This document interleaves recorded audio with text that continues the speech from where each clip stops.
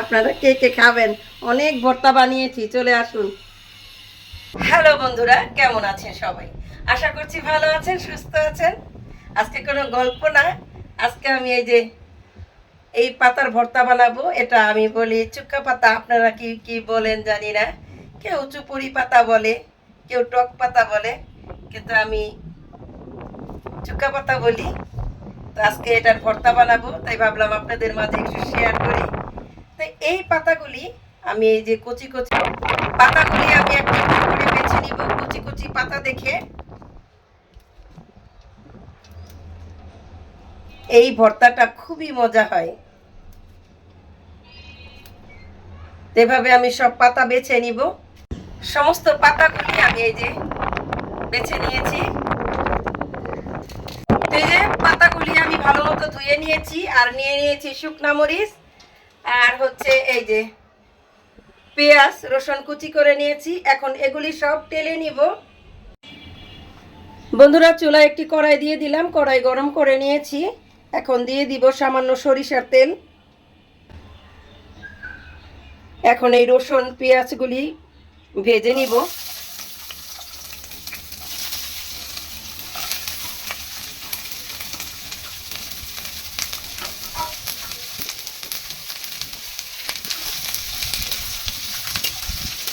এগুলি বাদামি রঙের করে ভেজে নিব। পেঁয়াজগুলি আমি তেলে নিয়েছি, এখন এগুলি উঠিয়ে নিব। এখন শুকনা মরিচগুলি টেলে নিব।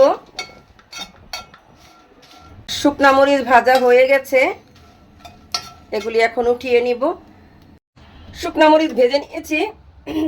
শুকনা মরিচের যে ছাস, এখন এই পাতাগুলি সিদ্ধ করে নিব।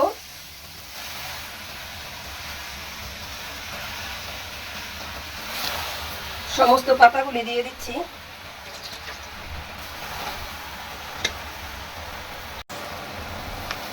পাতাগুলি দিয়ে এখন পরিমাপ মতো লবণ দিয়ে দিব।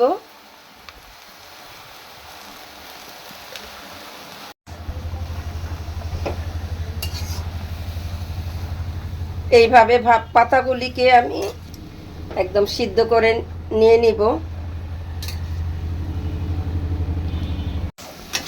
সমস্ত পাতাগুলি আমি সিদ্ধ করে নিয়েছি, এখন তুলে নিব।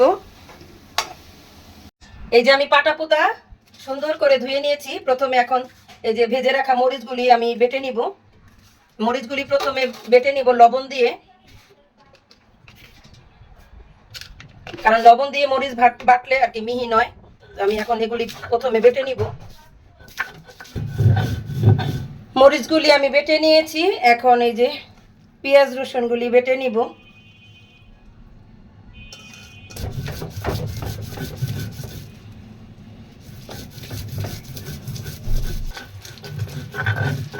পেঁয়াজ রসুন আমি বেটে নিয়েছি, এখন টক পাতাগুলি বেটে নিব। টক পাতাগুলি নিয়ে নিয়েছি, এখন এগুলি বেটে নিব।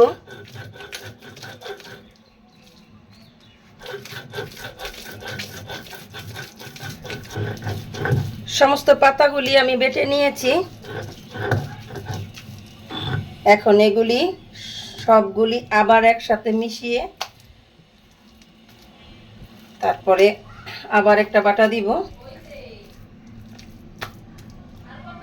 বন্ধুরা, অনেক কষ্টের পরে ভর্তা বানিয়ে নিয়েছি।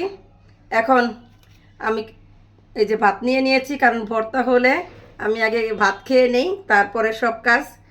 তো দেখি কেমন হয়েছে। দেখতে অনেক সুন্দর হয়েছে, খেতে অবশ্যই ভালো লাগবে। আর টক পাতা আগে খেয়ে দেখি কেমন হয়। আপনারা কে কে খাবেন? অনেক ভর্তা বানিয়েছি, চলে আসুন।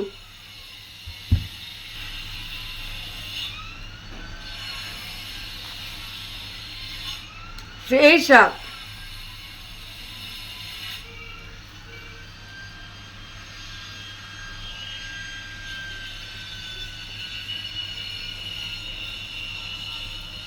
তো বন্ধুরা, আজকের ভিডিওটা এই পর্যন্তই। ভিডিওটা কেমন হয়েছে অবশ্যই কমেন্ট করে জানাবেন। আজকের মতো টাটা, বাই বাই। সবাই ভালো থাকবেন, সুস্থ থাকবেন।